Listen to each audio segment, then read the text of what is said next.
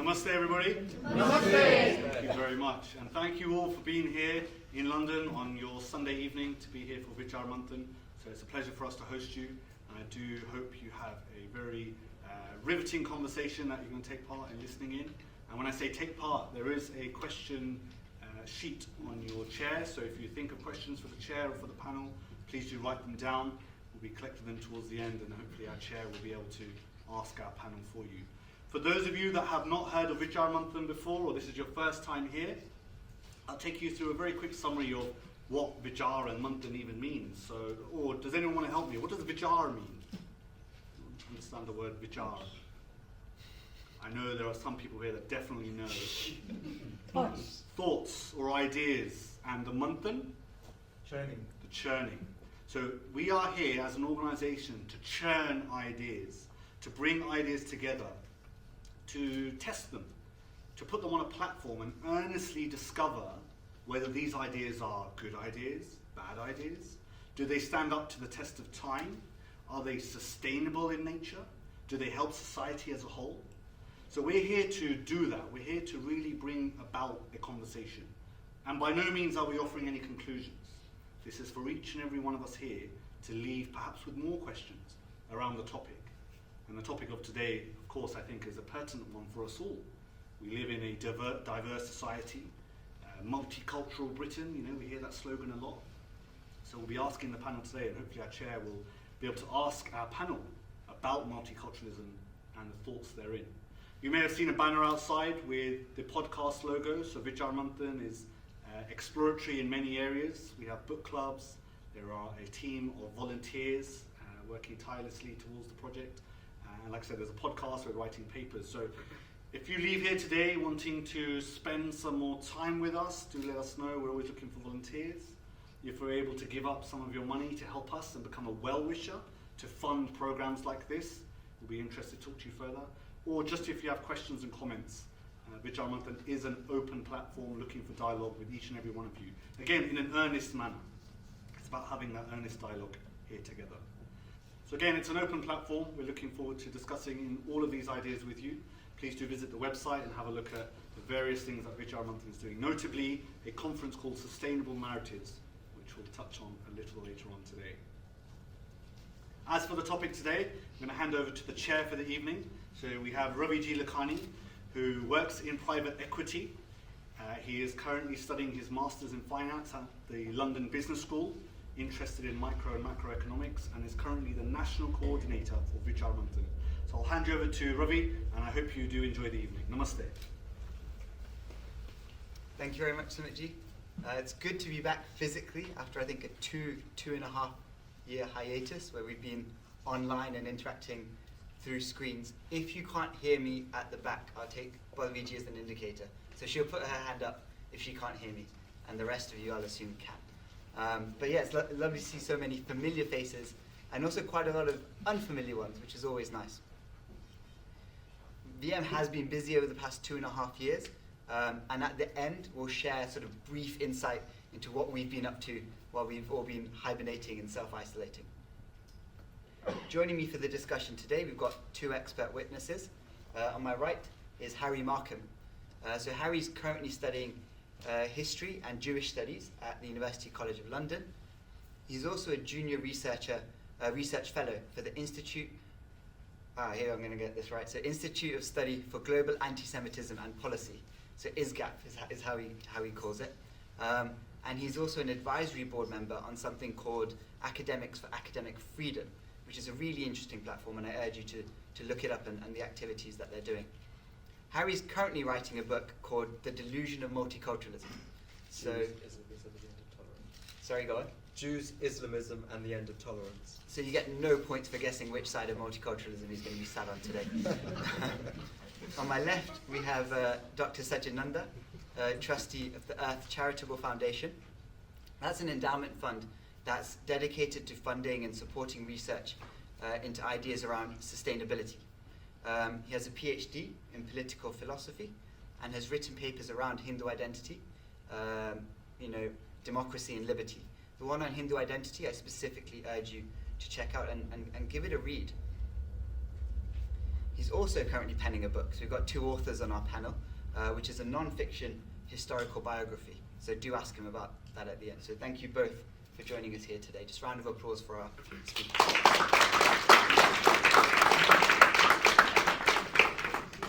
So our topic today is multiculturalism, which is a word that I'm sure all of us have heard of. Probably read it on the poster, but hopefully you've heard of it before. And what's interesting about it is there's a lot of uncertainty, whether it's sort of in the public sphere or even in the policy sphere, about what it actually means, how we should apply it, and whether it's positive or negative at all. So in 2011, David Cameron at the Munich Security Conference openly stated that state multiculturalism has failed. It's a total failure. And the example he used to justify it is sort of this case in point is the failure of British society to confront the horrors of forced marriages. And I'll quote him directly. The practice where young girls are bullied and sometimes taken abroad to marry someone who they don't want to. This is the example that he used. Now we live in England, so the 2021 census points to a steady decline in the number of residents who identify themselves as English, Scottish, Welsh, or even British. So we can see that maybe there's some truth to this in the ground reality. London, where we're having the discussion today, is one of the most ethnically diverse places in the world. We know that, we see it, we get to enjoy the fruits of that, whether it be in our friends, our cultural experience, or our experience of cuisine. And many of us would say that British society is richer by its diversity. And last October, many of us were happy, some of us not so happy, that Rishi Sunak became the first Hindu Prime Minister of Britain. If we go to what the research says about this, Lord Barrack, in a seminal paper, stated that Britain is both a multicultural and a liberal society. So clearly there's a lot of pros and a lot of cons. So without any further ado, let's dive in. So Harry, for your opening remarks, I'd like you to give a little bit of background about this term multiculturalism, as it's used and applied in the UK and Europe today. And also reflect on this statement from Lord Barrack of, is it possible to have a multicultural and a liberal society? And I only have 5 minutes. Wow. So, shalom, namaste, salam, good evening, ladies and gentlemen, comrades and friends. Thank you very much for inviting me, and thank you all for coming along this evening. Now, given that I only have a few minutes, I'm going to do something my lovely mother wishes I'd do more often, that is be terse and quick. And so with that, I submit to you this evening that multiculturalism in Britain and in Western Europe has not failed, as Mr. Cameron and others like him would have us believe. Rather, multiculturalism in its present form is, to borrow from the title of my current book project, a delusion. And we Jews, though not only us Jews, are paying the price for this. Now, before delving into why, it's worth defining what multiculturalism actually means, because it's a pretty tricky term to define, and there are multiple forms of multiculturalism. Indeed, there are multiculturalisms. I argue that multiculturalism is not only the state allowing for a plurality of cultures to exist side by side, with each holding on to their distinct customs and traditions, but the actual celebration and appreciation of these differences. And it is precisely this celebration and appreciation of difference which distinguishes multiculturalism from a state or society that is multicultural without necessarily having multiculturalism, a point to which I hope to return later on, perhaps in our exchanges. Nevertheless, for now, if multiculturalism is, as I argue, the celebration and appreciation of difference, this begs the question, the $64,000 question. What is this post-Holocaust, post-colonial, new Europe not prepared to tolerate? I contend that the reluctance and even refusal of Western Europe's leaders, both past and present, to thoroughly grapple with this has meant that intolerance, particularly anti-Semitism, becomes not only inevitable, but most disturbingly and outrageously, it becomes acceptable. And to borrow slightly from Karl Popper, if there are to be no boundaries to tolerance, then the lack of social cohesion and social unity that I believe must flow from this philosophy are indeed the symptom of a delusion. Of course, the attempt to move Europe away from the forces of racism, exclusionary nationalism and totalitarianism over the years to a place that is more tolerant and open has been laudable. However, its approach has been terribly misguided. And the issue of contemporary anti-Semitism demonstrates why. That is, anti-Semitism in the name of tolerance has been and is tolerated. Now, although Mr. Corbyn said that nice, well-dressed Jewish boys like me do not get British irony, it is an irony that Western Europe's commitment to the values of multiculturalism and tolerance, which emerged in no small part as a result of Jewish suffering in the 1930s and 1940s, has allowed for an explosion of Jew hatred across the region. Now, let's be clear. Jew hatred, anti-Semitism, is no ordinary racism. It's not just, I don't like Jews. As Robert McLean Wilson, a journalist at Charlie Hebdo, put in an article for Libération, in the churning washing machine of human race hatred, anti-Semitism is the fabric that never loses its colour. We've been at this stuff for millennia, all of us, end quote. This poison is more like a worldview, inextricably linked to and symptomatic of totalitarian, anti-democratic thinking, rooted in a psychosis which attacks Jews not for what we are, namely a small religious civilization, but attacks Jews for what we are not, an imaginary or mythical collective who work towards something diabolical and evil. Anti-Semites do not just see Jews as evil, but as the source of all that is evil. And over the years, the way this poison has been expressed has fundamentally changed in Western Europe. Now, back in the day, when I was a mere twinkle in my father's eye, anti-Semitism in Britain and Western Europe was largely associated with a few nutters, or mashuganas in Yiddish, on the far right. Of course, one must not be complacent about the existence of white supremacist groups and their murderous and barbaric ways. These days, however, in Britain and in Western Europe, they are extraordinarily small. This, sadly, is not the case for anti-Semitism in large sections of our Muslim communities. Mehdi Hassan, a practicing Muslim, stated in an article for the New Statesman, "It pains me to have to admit this, but anti-Semitism isn't just tolerated in some sections of the British Muslim community, it's routine and commonplace. Any Muslim reading this article, if they are honest with themselves, will know instantly what I'm referring to. It's our dirty little secret. You could call it the banality of Muslim anti-Semitism." Now, this is not only the case in Britain. We know from studies that although anti-Semitism remains widespread across society, it is alarmingly high among Muslims in Western Europe and beyond. We know from various studies that it has infected many of Europe's core Muslim institutions and organisations, many of which have ties to Islamist movements such as the Muslim Brotherhood. In fact, all of this can be described as the normalisation of Islamist thinking in large sections of our Muslim communities. This systemic and endemic problem of Jew hatred has therefore paved the way for anti-Semitic incidents to be disproportionately involve Muslim perpetrators. In some places, acts of anti-Semitism are mostly committed by those of a Muslim background. Harry, 1 minute, and I'm going to ask you to bring it onto the question, which is, can we have a multicultural and a liberal society? Okay. So Let me just get this last bit done, and then I shall. You got 60 seconds. Okay. Let me just finish this sentence. This can range from abuse and harassment to violence, assault, and even murders. I'll skip it forward a little bit, and I'll say to this that yes, we can. We can have a society that stands by liberalism, stands by democracy, and is also diverse. Diversity is our strength that enriches us all.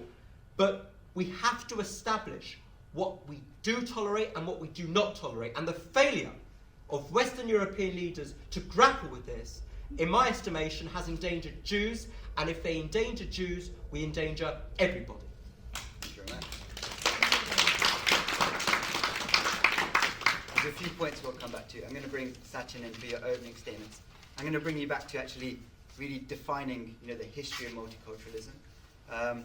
But also, it seems inherently desirable that we do have a diverse society with a broad range of cultures. So why then is there this sort of semi-ubiquitous assumption that state multiculturalism has failed? And what are you seeing as the reality on the ground? Sure.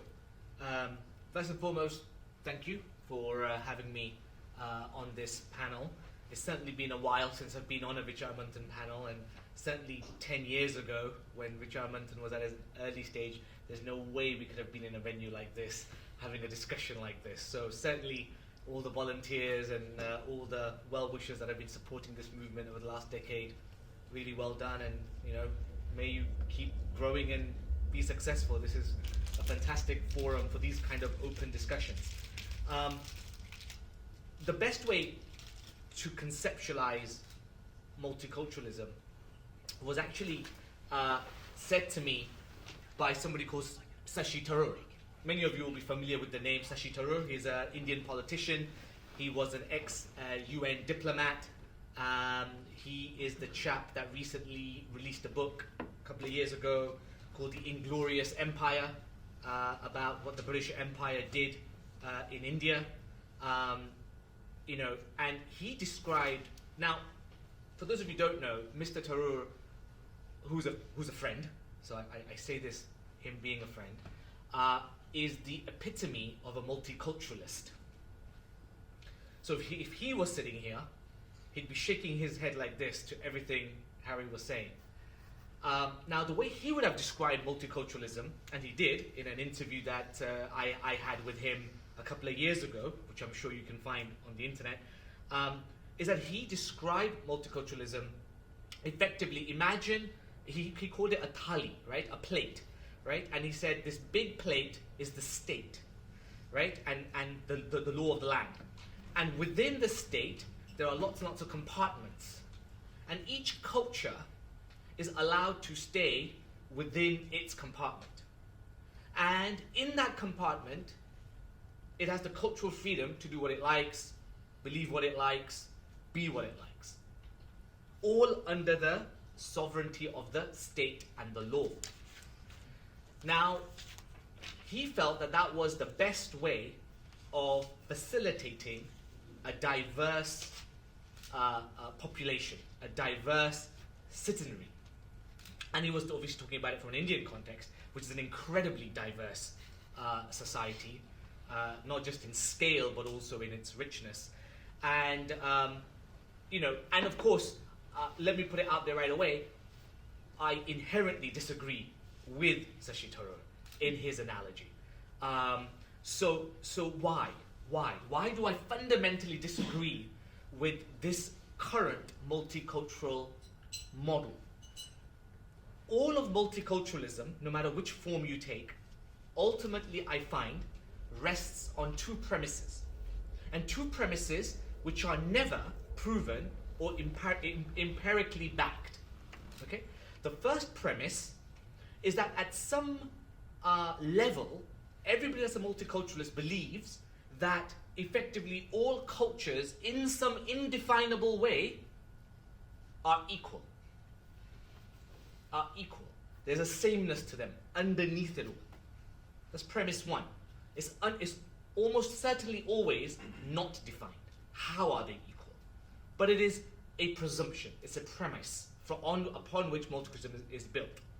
The second premise that they often inherently believe without ever giving empirical evidence is that those portions of the population that don't do as well as others, i.e. the portion of the citizenry that economically struggles, that has social problems within its own communities, the problem that they face is never attributed to the culture. The culture has nothing to do with it. So it must be something else. These two premises you will find in all multicultural dialogue. But it's a premise. They never prove it, they never define it, and they never argue for it. Now, until and unless you can prove to me premise one and premise two, multiculturalism cannot survive. It then becomes inherently it has internal dissonance. And because of that internal dissonance, we see all across Western Europe some of the trends that Harry quite passionately alluded to. But also, many of you are Hindu here, right? We have a majority Hindu community here. All of you know what Hindu hate is. All of you know what Hindu phobia is. In fact, many of you would have experienced Hindu hate and Hindu phobia directly, indirectly, just a few months ago when the Leicester unrests happened. Right? You would have all seen the social media videos that were being hurled out about Hindus and you know, all the rest of it. So 60 seconds. sure. So couple of things is that so let me just get to the point of what then I think is a challenge. So the challenge is that diversity, which is again an inherent good, apparently, empirical studies show that actually after a certain point, diversity and social cohesion are inversely proportional. That is, after a certain point, the more diverse a society, the less cohesion you have in that society. That's an empirical fact, right? So we have these challenges. So what's the solution? And I'm just going to make a statement, which then I'm sure we'll explore. I think there's only one way out of the rabbit hole. There's only one way out of the fly bottle, using Wittgenstein's analogy, right? There's only one way out of the fly bottle. And that is, we have to, in the West, in this country, in some very real sense, we already have civic nationalism, that is values that we all believe in, right? Liberty, pluralism, freedom of speech, etc. But we need cultural nationalism. And without a form of cultural nationalism, the European societies will disintegrate.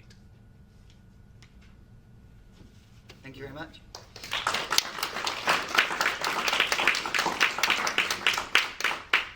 I want to pick up something here that both of you alluded to and touched on. It seems sort of inherent to me. You know, when I reflect, and it's probably a little bit emotional, but it seems inherent that, you know, diversity is a good thing.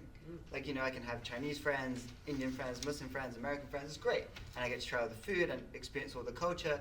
And, you know, I can go from having tea with someone and talking about Colombian coffee to having sushi with someone and talking about fishing in Japan. So surely diversity is inherently good, right? So let's, I mean, you quoted Putnam 2007 about, you know, there being a limit to this. So where do we think that limit is, and why does it seem so, you know, against what seems natural in our emotional, you know, reaction to this? That, you know, I would think that the more diversity, the better. Yeah, and then I'll bring Harry in a minute. You know, so to quickly, that point about, you know, how much is enough, I think that in itself is a misframing, right?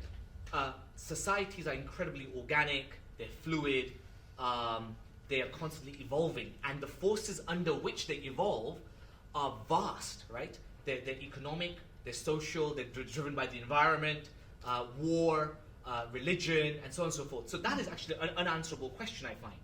But a society can absorb, I think, an infinite amount of diversity if, and only if, there is a set of values that everybody buys into.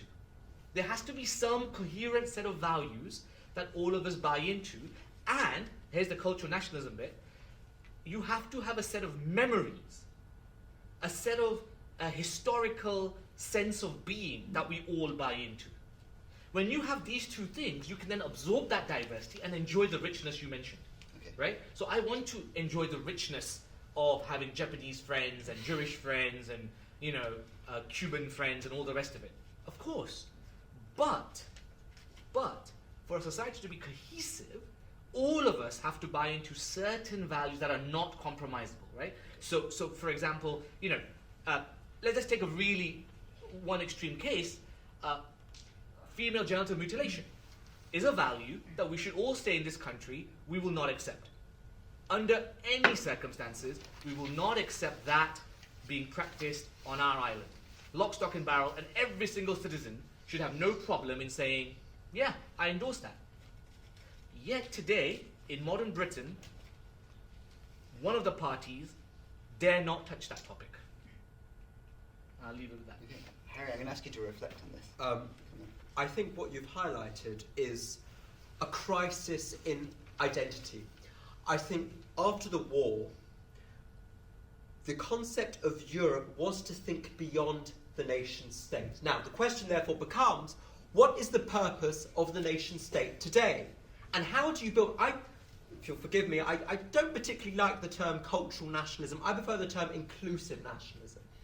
I think the nation, the flag, as a Jew whose family came from Eastern Europe, we came to this country and we're proud to be part of this country, we found a way of reconciling our British and Jewish identities, as I'm sure all of you have here, I hope.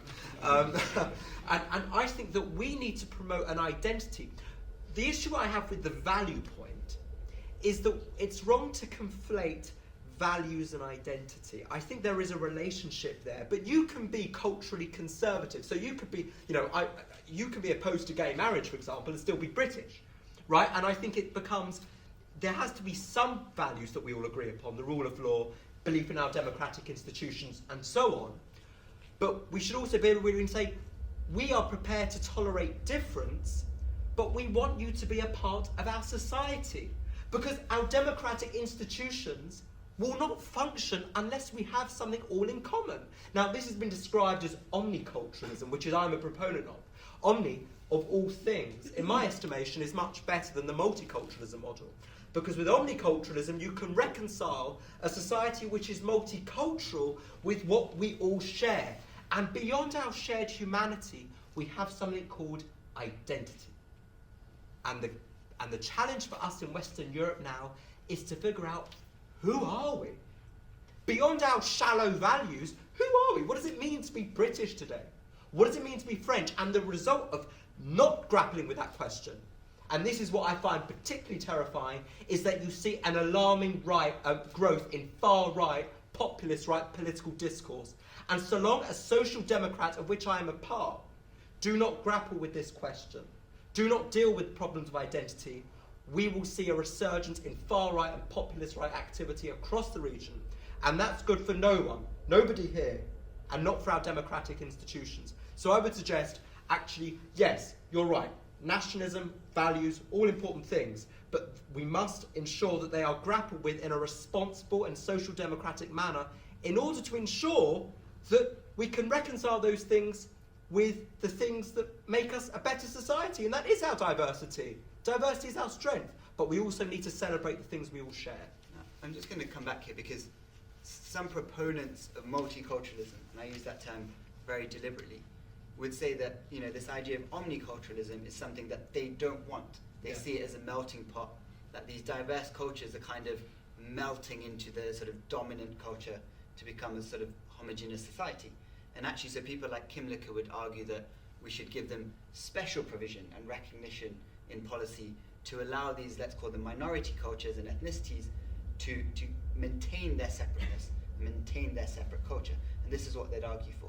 So how would you... Right, but what does separate mean?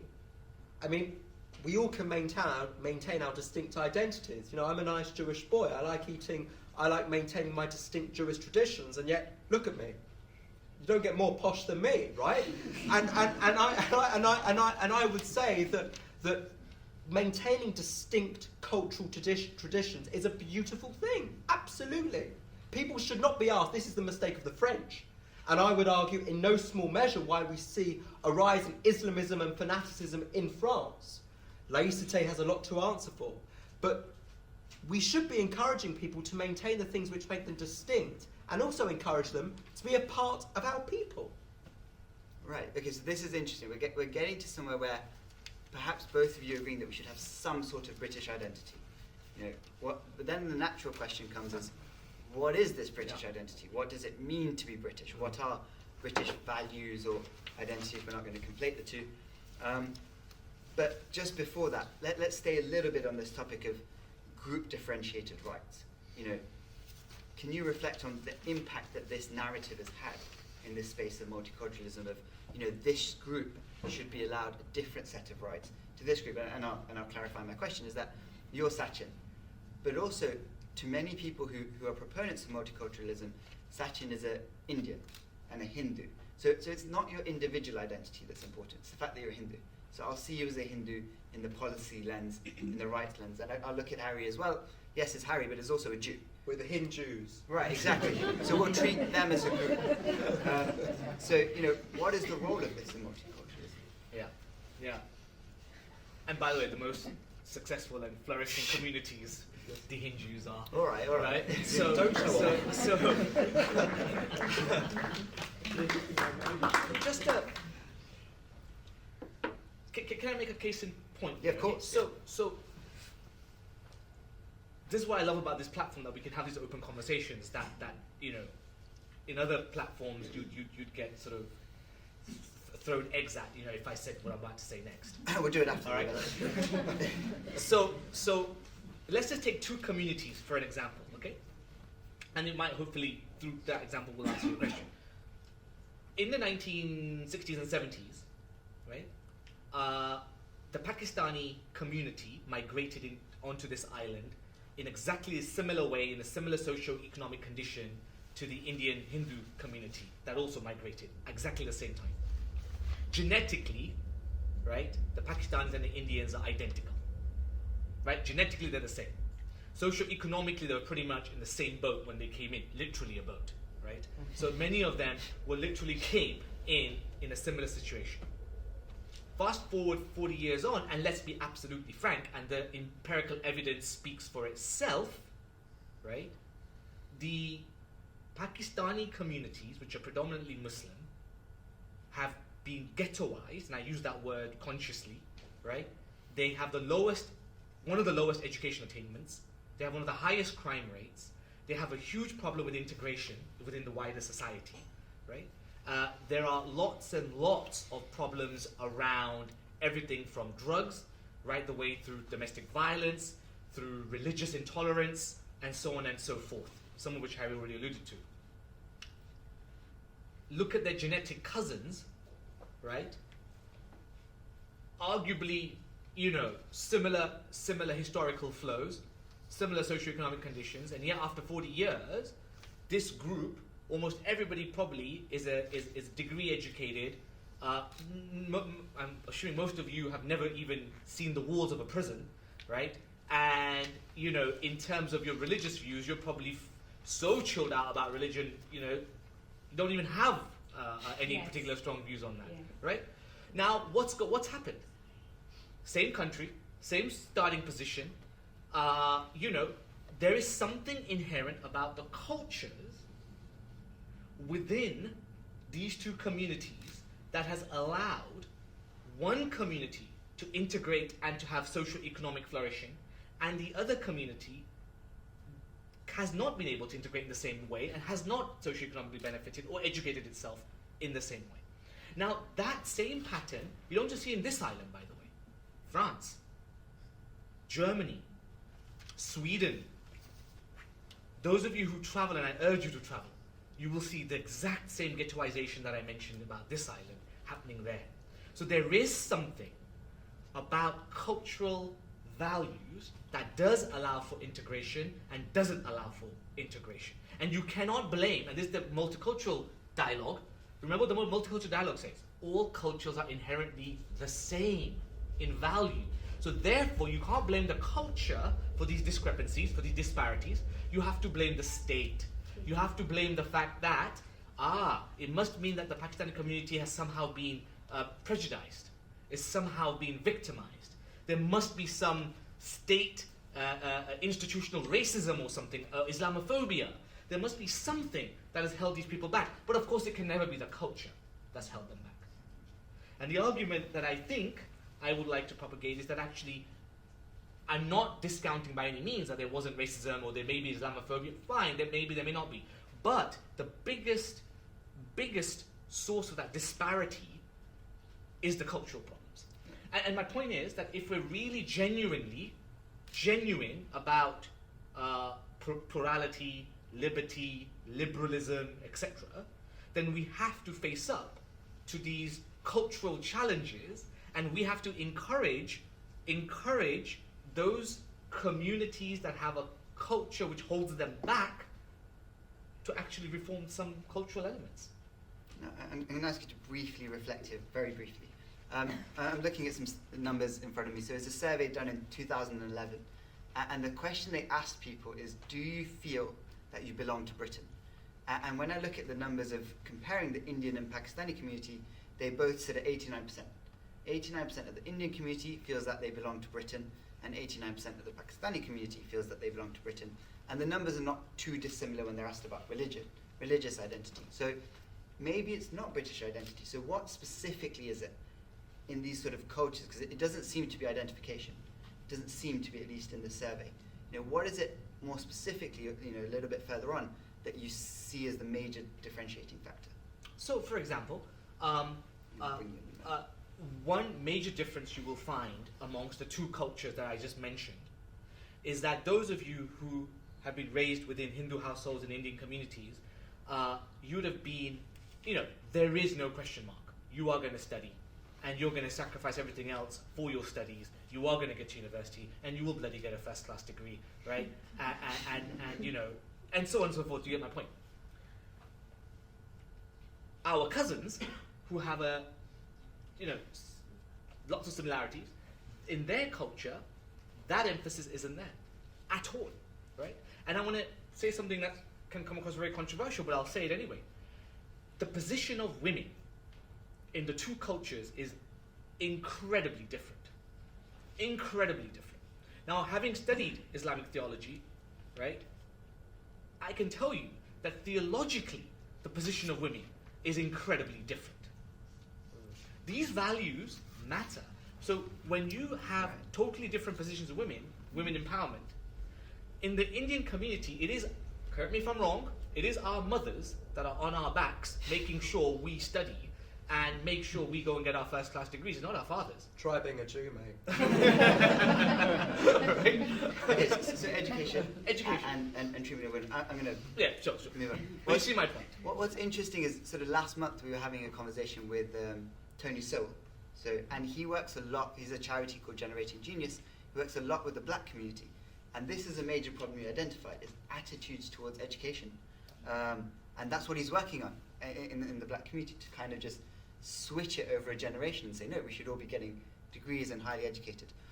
Where I'm going to bring you in is this idea of how do you develop a sort of congruent, coherent idea of what it means to be British, that everybody can buy into. And let's try and construct something here. It's relatively easy to tear things down, but let's try and construct something positive. So, okay, what does this British identity, or what should it look like?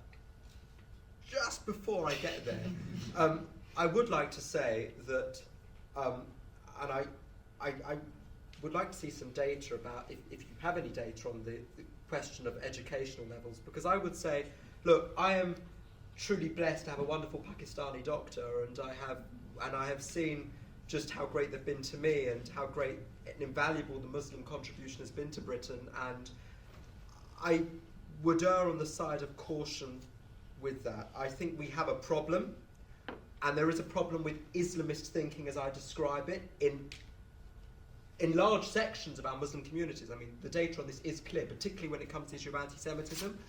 But we need to be very careful not to lend credence to extreme racist forces that are dividing us and that are not being responsible in their language, because there is a problem and it can be dealt with in a responsible manner. I'm very good. I work with the director of the Association of British Muslims, Imam Paul Armstrong, and I work with other Muslims who are trying to fight this extremism. We need to work together and avoid language which I think can be charged. In answer to your question, sir, I would say that British identity, look, what does it mean to be British, eh? Look, fish and chips was invented by Jews. The only time it's appropriate to wave an English flag is when the World Cup happens, right?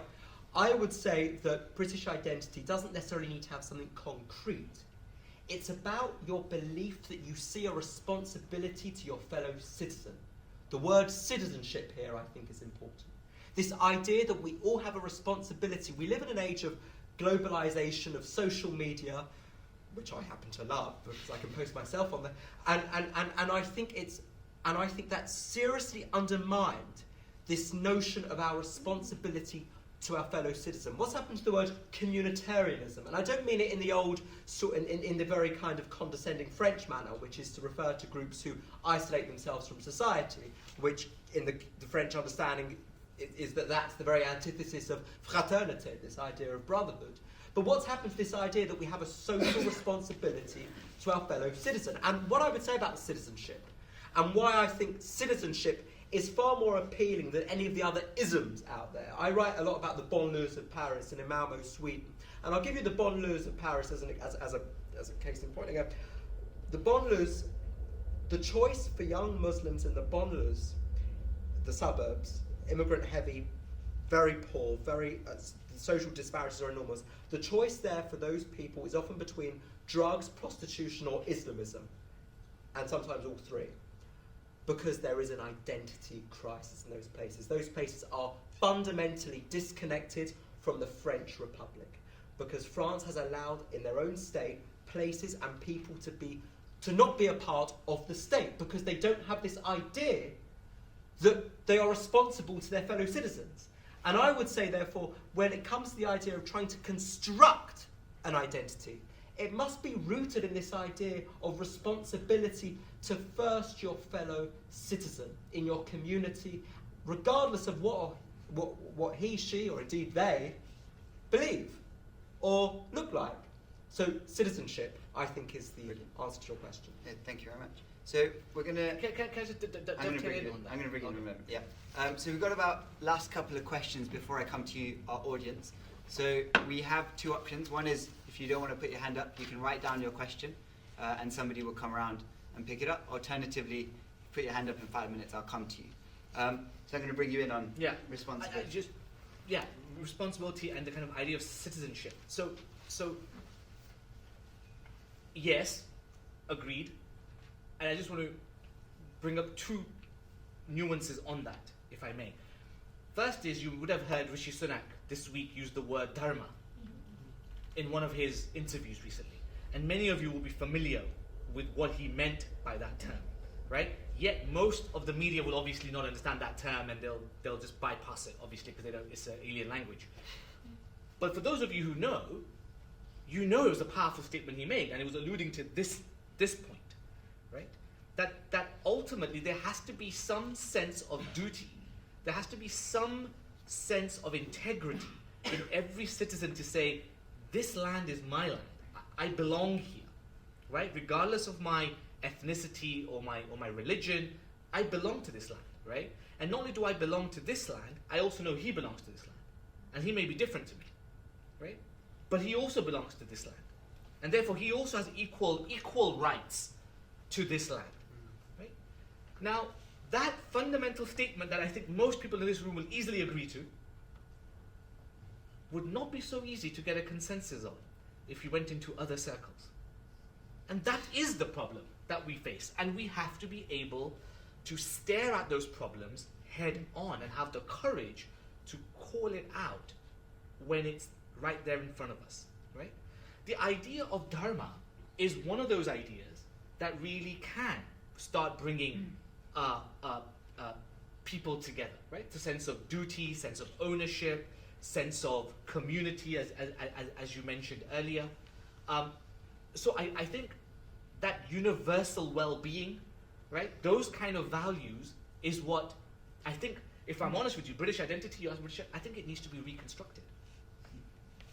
It needs to be reconstructed. That is the challenge of our next 30 years, right? That is the challenge that we face. That we have to be able to construct an idea of what Britishness means, and it needs to be built on these universal values, right?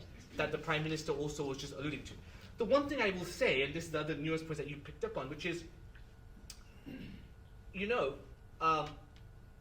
by the way, the fact on the education bit is just blatantly clear with how education standards are different. But the subtlety of the issue of Islamism, which you rightly mentioned there, and also extremism on the far right, by the way, right? So if you go to France, in fact, no, I'll give you Dresden. I'm going to ask you to. Yeah, I was in Dresden. In Dresden, every year, the Alternative for Deutschland gathers about 150,000 people every year, and it's growing, right?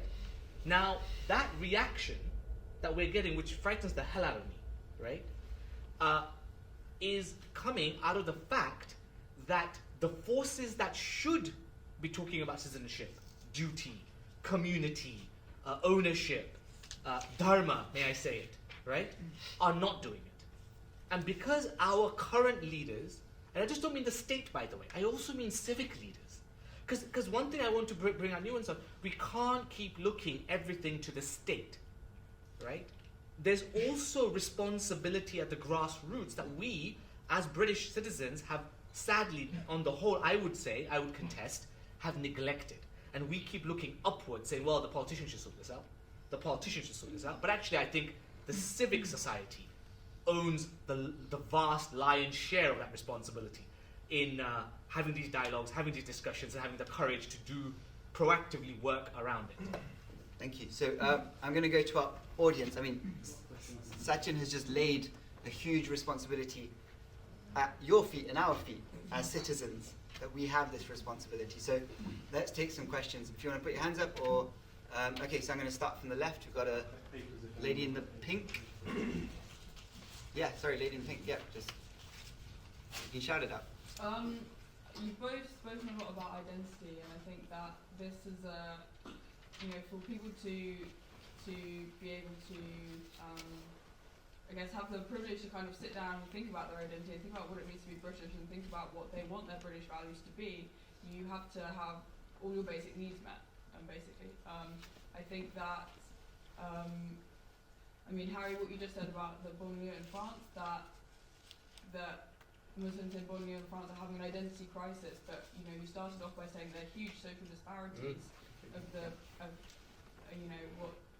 why people are marginalised to the outskirts of France, for instance, to start with. Do you not think that the socio-economic position has something to do with this? And however, I also agree with what you said, that for instance the stereotypes about educational attainment in Pakistani versus Muslim communities in the UK, yes, I agree that there are stereotypes. I know that also in Black Caribbean versus Black African. Sorry, just what was, just to clarify your question, and then okay. Do you not think that you are putting too much emphasis on individual communities who have been disenfranchised socio-economically? Right. Yeah, so I'm going to come to Harry first. I mean, this is a common and a strong argument in the multicultural camp that, look, there is a history of communities being discriminated against, and they're starting from an underprivileged position, so should we not readdress the balance somewhat? Yeah, and we have to address the socio-economic disparities now. I would even venture to say that it's a prerequisite before we even deal with the cultural grievances.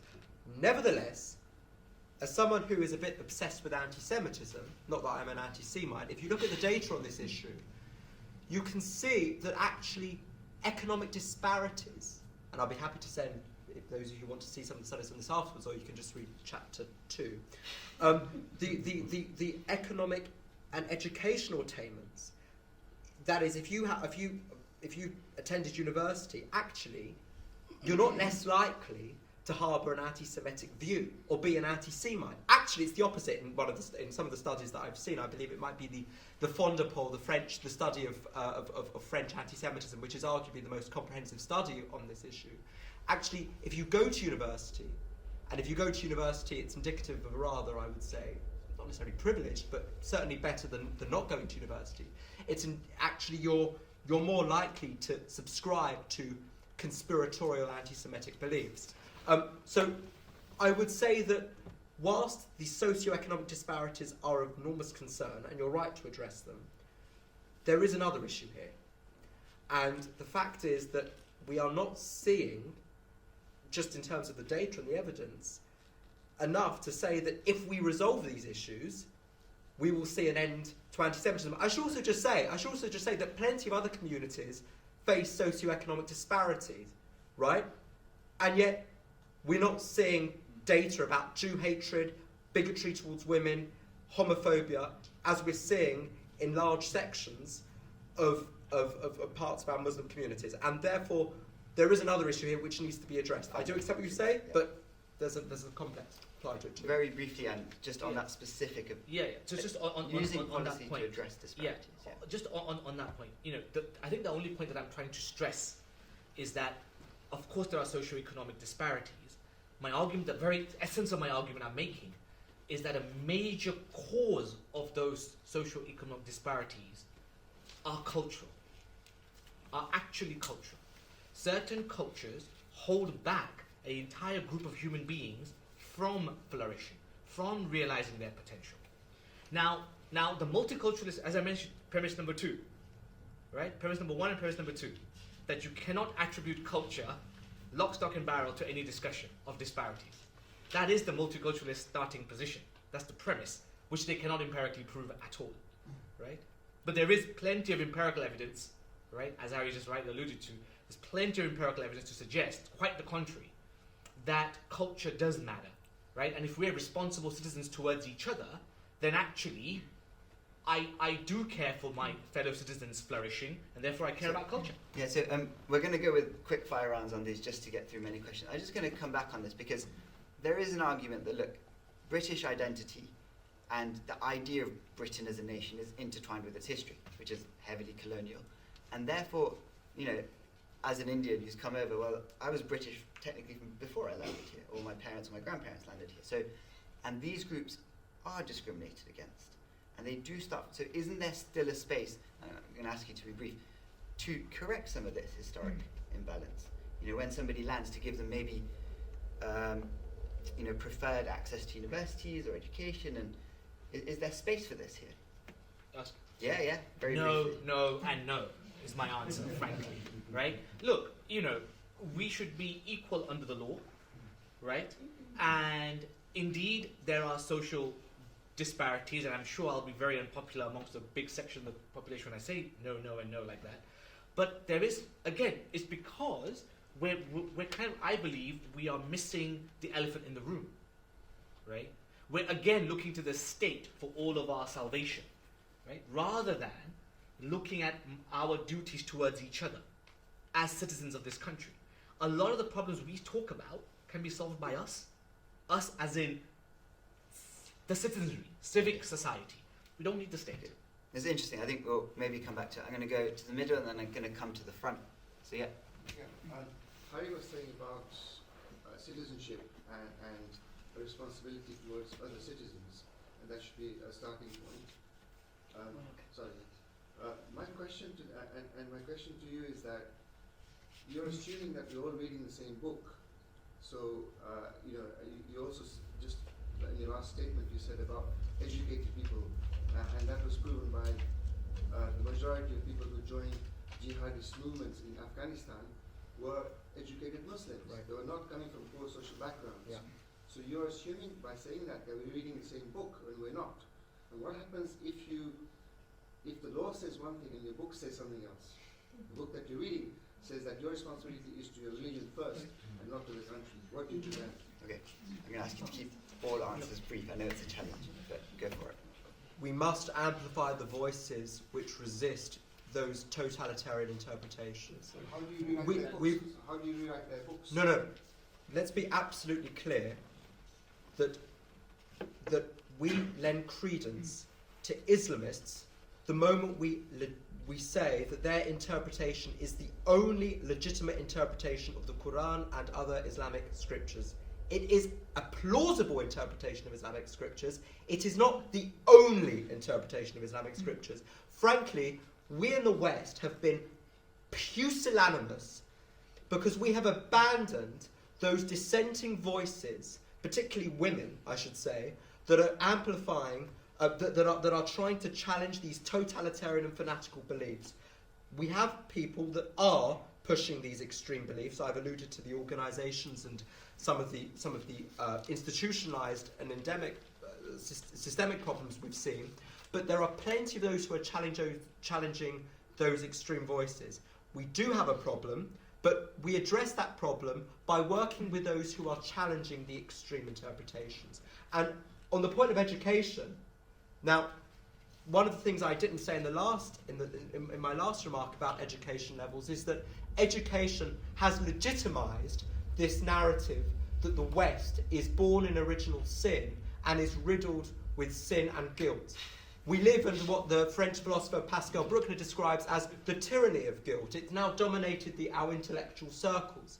And the leftist indulgence of this radical anti-Israelism, which is a mere cloak for a much more evil, sinister anti-Westernism, has lent credence to Islamists who want to destroy Western civilization, this unholy alliance as it can be described, and by the way, the far right also join in that party too. So I would say that we have to resolve the academic crisis, the crisis within our intellectual circles, and it reflects almost a point that you made a few moments earlier, that I should just say that 44% of British people, on a study, 44%, I believe, from the ages of 16 to 24, say they are ashamed of their British identity or have no connection to their British identity. This is not just a problem to do with our Muslim community. I agree there is a particular problem there. This is a problem across society, and I'm afraid to say our intellectual circles have indulged this, shamefully. Brilliant. I'm going to come to the front, and then I'm going to take one from paper, yeah. A word, multiculturalism, invented quite late. I would like to talk about the acceptance of the society based on humanity. Before What's the second, question, please? yes, before the century started, Jews were allowed in India, then Parsis were allowed in India, and recently I was in the hospital. A person sitting next to me, he said, "You are Indian?" I said, "Yes." I was in Kolhapur when, as a child, we were transported there during Second World War, and I am indebted to the Indian culture and Indian. So, whether the multiculturalism today, what we are discussing, is the fact of the society or the culture in which you are brought in. Right, okay. So is multiculturalism influenced by the culture you're brought up in? And I'm going to come to you on this one because I know you're a fan of Thomas Sowell. And Thomas Sowell looks at India as an immensely diverse society, but he points to it because of the problems it's facing because of its diversity. So if you could reflect on this question. So India is an incredible society to go and do studies on in terms of this particular issue of multiculturalism, identity, etc., etc. So you know, if you will indulge me for just 30 seconds, right, just to answer that question. Really interesting point you bring up is that if the culture inherently is plural, Exactly. then you can cope with all the diversity that comes out your way. Yes. And your society has the bandwidth to absorb different ideas, integrate, discuss, dialogue, and also, I'm going to ask you to define plural. okay, Yeah. and also adopt ideas that come from outside, but also give ideas which the incomers also adopt. And that form of that is integration, right? That is integration, where I can take the best of yours, you can take the best of mine, right? And we flourish coherently because our futures are interconnected. I cannot flourish without you flourishing, and vice versa. So there, the culture inherently, if it's plural, by plural, I mean that a culture that is plural has the ability to accept, not tolerate, accept multiple viewpoints and critique multiple viewpoints without stigma and alienating the other. Yeah. Okay. That's pluralism. Yeah. Right? So the culture inherently has to be plural to do that. So this is Which the- sadly we've lacked. We've been a tolerant culture, not an accepting plural culture, right? Generally in the West. That has happened after 712 AD when the Islamists starts attacking our nation and dominating the local culture. So within India, sorry, just one second. So within India, actually, sadly for India, since 1947, India did not, the Indian state, and here's my challenge with the state, why we should not rely on the state so much. India is a case in point. The Indian state, instead of becoming a civilizational state, conscientiously in 1947 created a constitution that was in essence socialist, hugely influenced by Soviet Russia, right? And if you look at the bureaucracy of India, it comes lock, stock and barrel from Soviet Russia. And they produced this form of multicultural ghettoization, which today India is suffering from, the consequences of. So actually, when you rely on the state and the state gets it wrong, you get huge problems. And India is a case in point. Okay, I'm going to come to some of the questions that have been written, and then I'm going to come back to the audience. So, this gentleman's asking about where do you draw the line between acceptance and understanding and then he's used sort of crime versus culture, but he seems to be pointing to this idea of there are elements within Britain that actively seek to kind of work against the Britishness of it. Or so where do you draw the line between tolerating intolerance? Look, the moment, if someone subscribes to a socially conservative idea, such as they don't like gay people, which I find to be an utterly wicked belief, but they're entitled to believe that. The moment they go and attack a gay man, gay woman, or whoever, that's when our society cannot be accepted.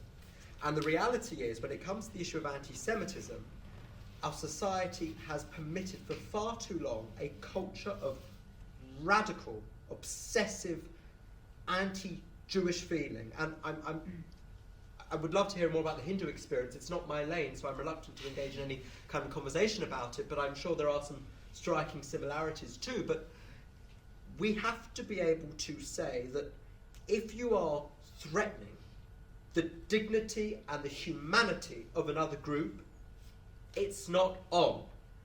But we first must interrogate what our own values are. Because how the hell can we talk about integration and tolerance if we don't know what we want people to integrate into? If we don't know the boundaries of tolerance? And this is why I think our intellectual and philosophical circles need to grapple with this. Who are we? What do we stand for and what do we not stand for? I would say, though, in my estimation, the moment someone calls for any kind of violent action against any other group, or indeed performs a violent action against any other group, well, that to me is a very clear line, and if people cross it, it needs to be dealt with. Okay, I'm going to bring Sachin in on this, because it's a really interesting idea. There seems to be a reluctance in academic circles to deal with this question of who we are. And also, how do we prevent society from tipping over and becoming truly intolerant? I would say that one of the key challenges that we've faced since the 1960s, maybe even post-war, is that we've entered a postmodern world, right? And postmodernism means something very specific, right? So within a postmodern world, everything is relative. Everything is relative. There are no objective truths out there in the universe. Everything is contextual and everything is relative. When you live in that society, and most of our intellectual frameworks, what you and I are taught at university, and the models and the lens through which we are taught to gaze at history, identity, society, right, philosophy, comes through a postmodern gaze, I'm afraid. You just have to pick up any textbook given at primary level to secondary school to A levels. You will generally see it's a gaze which comes from a postmodern perspective, right? Now, it has its merits, absolutely, but it leads us down this rabbit hole, where effectively you lose your complete sense of what do I stand for? What ultimately is correct? How on earth, at what stage do I draw the line to say, no, you cross this line, that there becomes immoral, and the state or us as a citizenry will take a stand against it, right? For example, in Denmark, 4 really brave Danish Arabic women decided to create the first women-only mosque in Europe, led by women, taught by women, for women, right? And the state gave them protection because they needed protection. Just that tells you about the state of affairs. But guess what? The average Dane, the average Brit, you and I, we either don't know about it or we don't want anything to do with it. There I would say to you, and I would challenge us, we should be getting our placards out and supporting those brave women, because we fundamentally know that's the right thing to do. A woman has a right to experience her religion the way she wants, right? Even if there are 10 other imams who are male who are saying, no, this is against the Quran. Well, fine, let them have the discussion, but we should allow discussion. We should allow expression. We should allow freedom. If we remain silent as bystanders, then we let down liberty and pluralism. And then you allow the bigoted voices to fester. And this is where you get those ghettoizations happening. You get a ghettoization of the mind. May not be of the body, but of the mind. So these things, I think, is where we have to start. There is, sorry, just very briefly. Yeah, sure. One philosopher you must all read if you haven't is Suzanne Okin, the supervisor of one of the people who very kindly agreed to read my manuscript. This lady wrote a brilliant essay called Why Multiculturalism is Bad for Women, and her thesis was this: individual rights trump group rights. The failure of multiculturalism, and this is where we reach that tension between the rights of the individual versus the rights of the group, is that we have neglected individuals within groups, and many of these groups, whether that's groups that exist within parts of our Muslim communities or parts of our Orthodox Jewish communities, are patriarchal and repress women. And the duty of any liberal society, because liberalism is fundamentally about the right and dignity of the individual. Correct. And I would say that our society has abandoned individuals, and it's meant that women who are, particularly women, but not only women, gay people and others, who are in systems that are patriarchal and perhaps oppressive, have been abandoned by what should be a state which stands up for their rights and dignity. So, Brilliant, no, thank you. So that's a fundamental idea of what it means to be liberal as a society. I'm going to come back to the audience here. We've got one question at the back. If you can stand up and then state your question, please. So I think someone on the panel mentioned how we will disagree with female genital mutilation. So my question is, how do you empower local police forces to crack down on these practices, which we can all agree are shambolic practices? For example, up and down the country there have been grooming gangs, whether from Rochdale to Oxford, run by people from a certain country. I won't say what that country is, because we all know where they come from. How do you empower the police forces to actually crack down on them, because they didn't want to get involved out of the fear of being called racist? So my question is, how do you sort of tackle that? Okay. We all know that FGM is illegal in this country.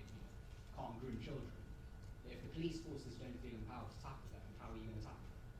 Yes, okay, so it's a sort of practical question. Yeah. Yes. I'm going to come to you on this. I don't know, it's not my speciality. This is outside of the remit of both of our speakers. but- I No, don't not me, I know. worked for It's an not Yeah, my Okay, go to Harry. it's not my speciality. However, Go to in a democracy, in a liberal democracy, citizens matter, right?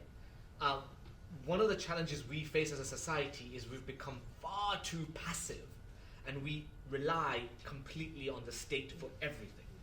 So one thing we can do is by creating an environment amongst our communities to start dialoguing and discussing and having the courage to speak about these things. Because when you speak about these things and do it openly, right, you will have your councillors listen. And when councillors start listening, the police commissioners will start listening, right? So I think public voice from the grassroots going upwards does matter, and actually our democracy is under threat when each individual feels that I shouldn't say anything because I'll become victimized, or I'll be seen as a bigot, so I should just back away from any controversy.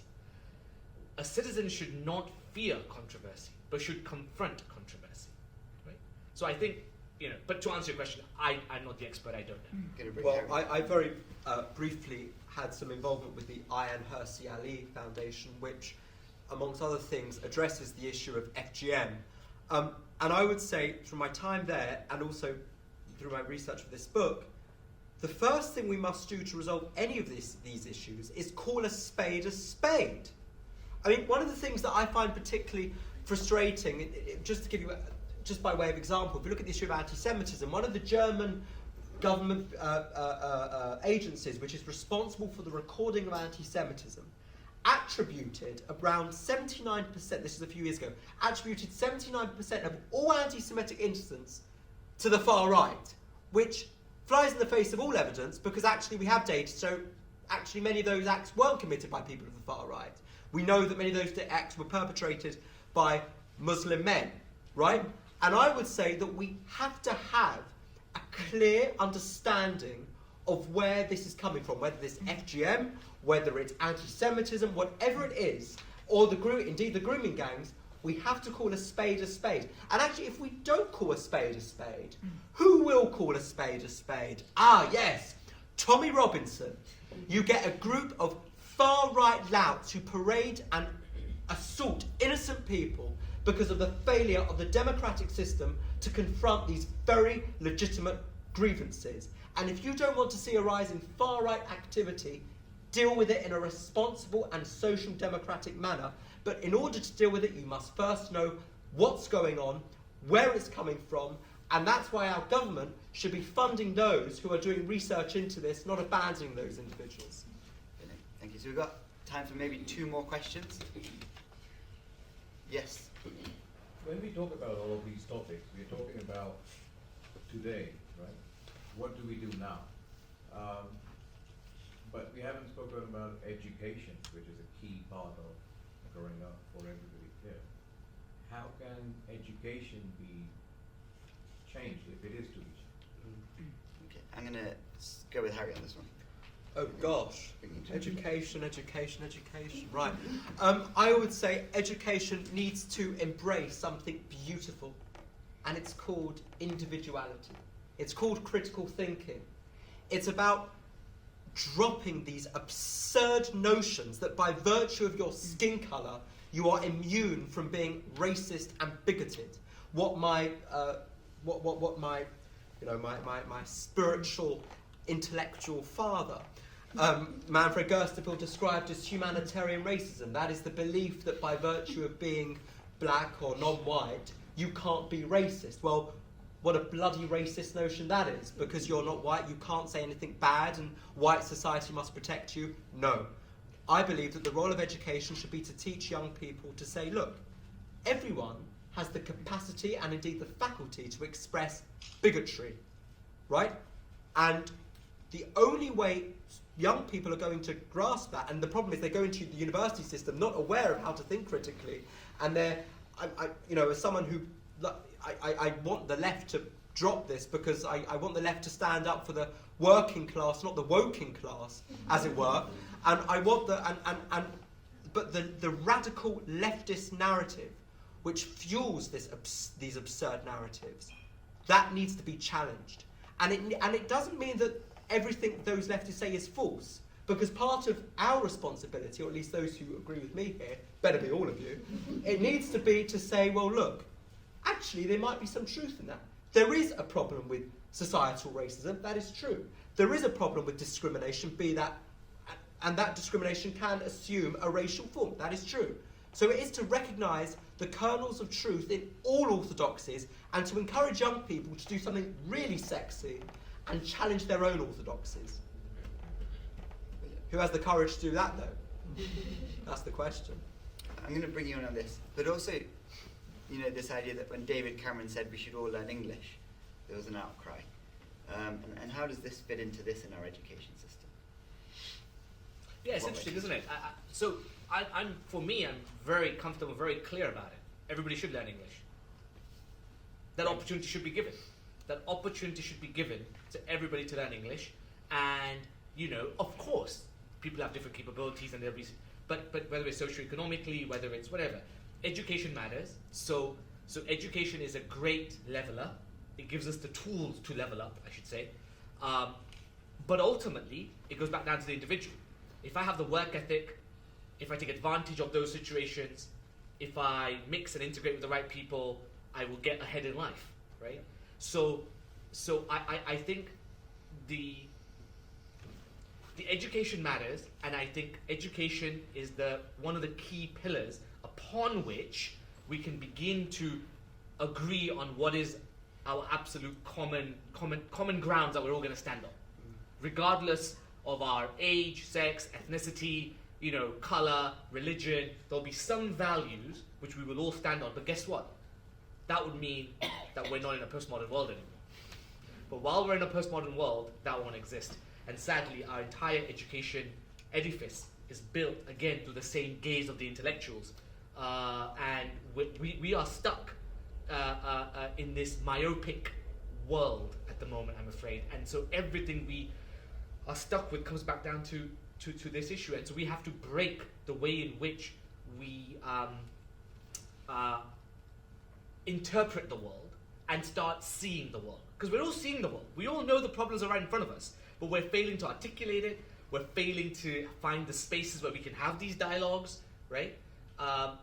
So We're going to come to this final question because you've had your hand up for a long time. So, last question. Yes, I feel quite concerned really that at the beginning of the presentation there was talk and self-congratulation around the success of Hindu migrants to this country and the accomplishment and the high levels of education. There are approximately 1 million Hindus in Britain, and I do some seva, voluntary work in East London Temple. A lot of people who come to that temple are poor people. They work in the factories, they're unemployed, and I think we mustn't get too far up our own fundamentals by self-congratulation. We should look outwards and say, what can we do for the less fortunate Hindus? Because they are the ones who are more numerous than the accomplished ones. Secondly, What's the question, please?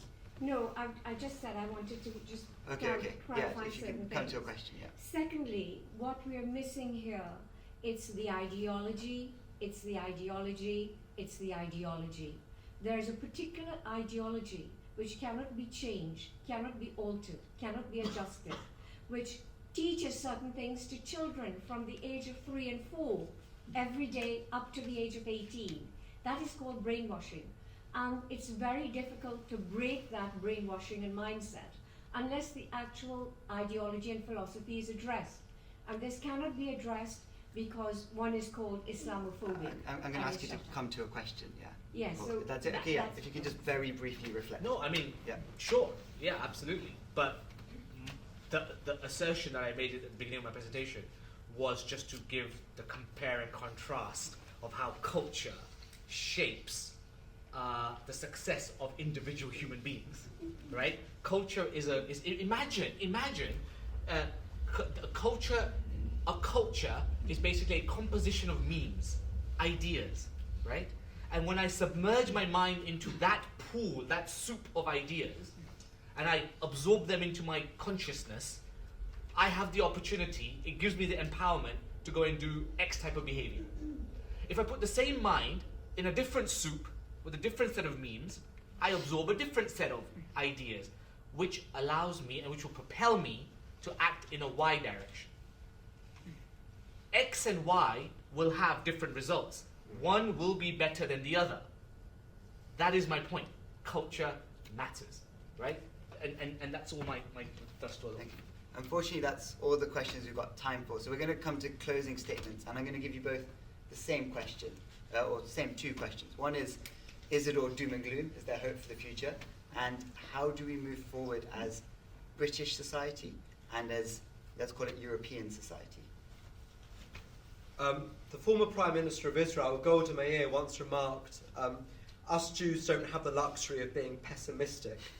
Unfortunately, I'm going to depart from dear Golda and say that I am somewhat of a pessimist. I feel that this is in many ways an insoluble problem.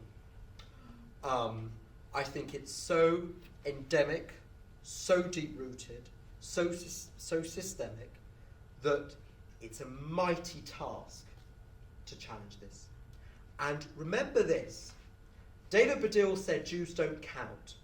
Well, I would say people don't count Jews because we're not very numerous. We're tiny. And so I would suggest that on the demographics front, there isn't much hope. There is hope, however, when it comes to building alliances across religious communities, which is why I say, actually, one of the points I was going to come to is that it's now safer to be a Jew by virtue or thanks to the Abraham Accords, it's safer to be a Jew in Dubai or Manama than it is in Paris, London or Malmo.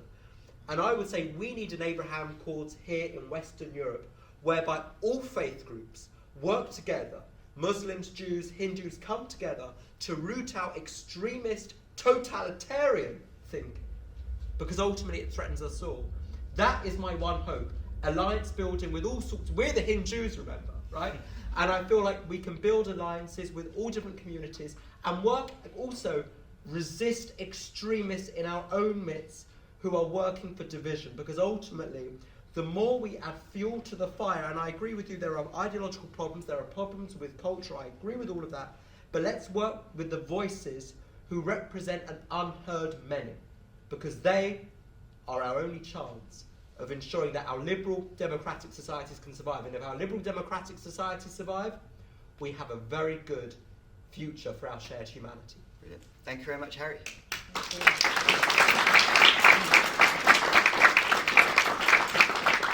Same question to you. Is it all doom and gloom, and how do we move forward as a society? So, I'll take a more optimistic viewpoint, shall I?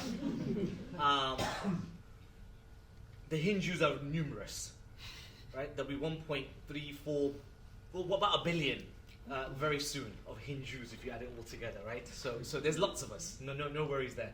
I'll be a bit more optimistic. I think I live in the hope that bad ideas burn themselves out, because bad ideas do not stand up to something called dharma.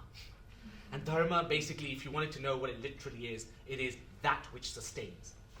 A bad idea is a bad idea because it is not sustainable.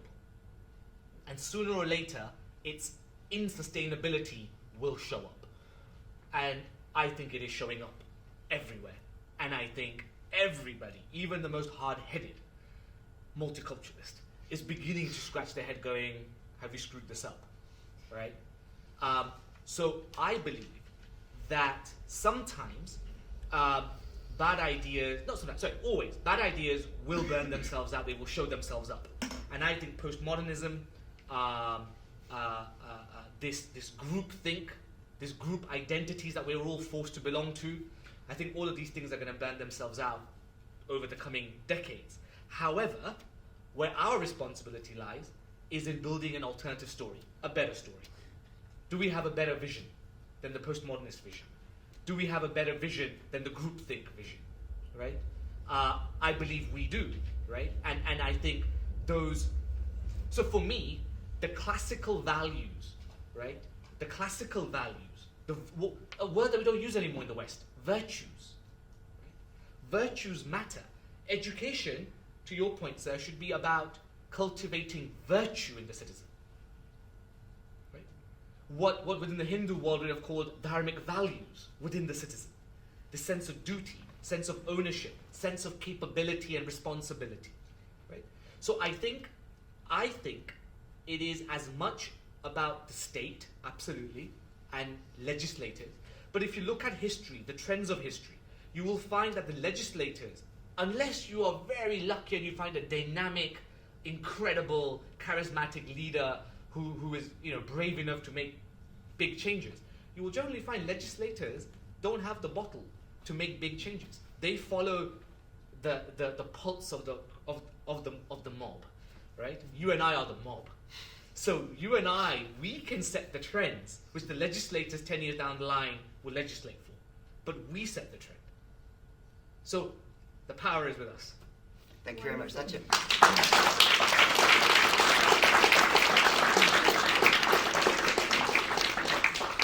Thank you both for a fantastic discussion.